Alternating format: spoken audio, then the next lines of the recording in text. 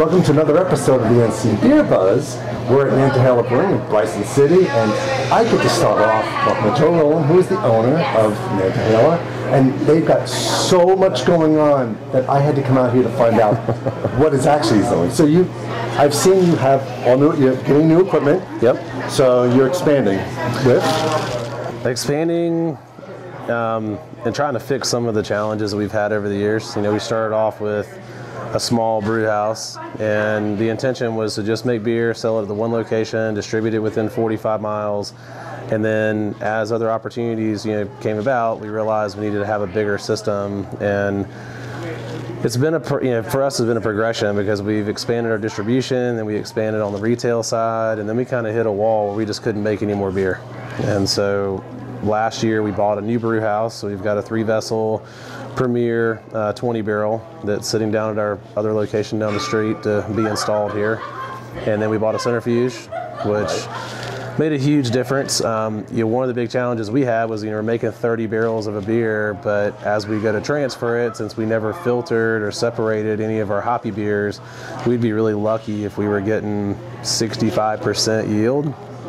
And so, wow. And this is pretty common. I mean, talking to some of the other breweries that we work with, if they're making a really hazy beer and they made 30 barrels, if they get 19, 20, that's pretty common. That's low, though. It's very low, and it makes the beer more expensive. It's one of the things that contributes to that. One question I have is, did you have to get a special permit to allow John to work in the brew house when he doesn't have a beard?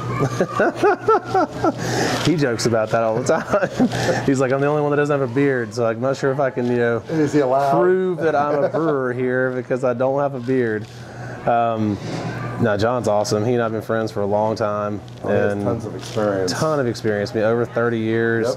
Yep. Started out with one of the original, 10 microbreweries in this country. Right. And so his depth of knowledge is greater than anyone I've ever met outside of the really well-known people like Ken Grossman, or Garrett Oliver, Right. People who represent their brands. And John's always been out there floating around, working at different places, and obviously most recently Green Man.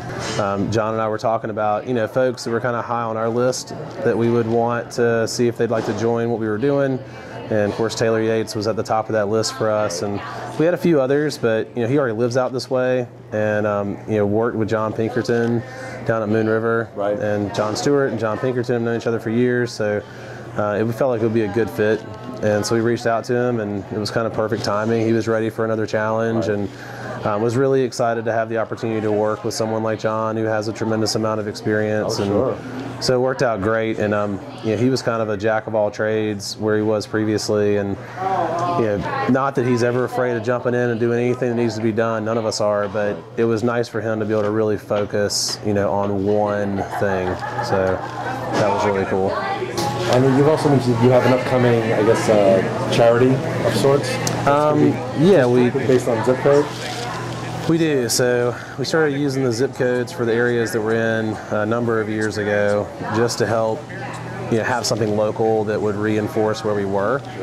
And as a part of that, we also started this Random Acts of Kindness, which is tied back to the Trail Magic series that we do. And so we started looking at nonprofits in the county that we're in. It's one of the poorest counties in the state. And so we started identifying those nonprofits that we could work with and support. And we do like a lot of breweries and tap rooms do, where we say, okay, for this month, this charity is going to get, a percentage of a certain brand, for that month. And we wanted to take a little bit further and do it year round, and each month would have its own nonprofit. And then the challenge for us became, which flagship was going to be that special beer for the month. And we decided that it would be best for us just to identify, make a new product and brand it the zip code, and have that product always be the charitable pint all the time. Okay. And then each month it would just change who we were donating that money to, because that's what we did. And our marketing team put together great new artwork for our zip codes that each number represents something fun to do in the area, whether it's whitewater kayaking or climbing or hiking. Of course, tubing around here is very popular in the summer months when it's not really cold. So we basically took each number and characterized it and put those together in the zip code, and put them on glasses. We've got soft goods, shirts and stuff coming, and then we just brewed a light lager that will be the zip code beer. Now we're going to head over to the brew house to see what Kevin is going to explore with the new equipment. Hello, Kevin Smith here, and I am with John Stewart at Nantahala Brewing, and he's taking us around and showing us the brew house, and they've got some changes and new equipment that they've got in the house. So can you explain to us what changes you've made here and new additions? Absolutely, Kevin. Appreciate you guys coming by. Yeah, we've made quite a few changes, and we're actually planning several more. And you can't see it now, but the biggest change is going to be a 20-barrel brew house. The 20-barrel brew house we've already purchased, and we've already got roll. We're trying to come up with room for it right now, moving some tanks around and things like that in order to accommodate it. But that should be around the first of the year. We should be able to bring that 20-barrel brew house online. In the meantime, we're still using our 10-barrel brew house, which is our original brew house, and plugging away at it. I love that copper cladding. Yeah, that's pretty. You just don't see that too often anymore, do you? Yeah. But our other latest acquisition, which we have already put in operation, is the centrifuge. Well, what do you need a centrifuge for?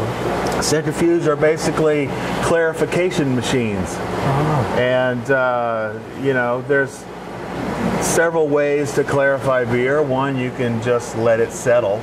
Or two, you can filter it, and there's several different methods of filtering, and that's what we used to do before we got the centrifuge. And then you can also centrifuge, and what a centrifuge does is it inside of the main bowl here, beer comes in, and this thing spins at around 8,000 RPM, and it basically slings the solids out of the liquid. And we like this a little bit better than filtration because it's a little softer on the product. The hops stay in suspension a little bit better on our hoppier beers. And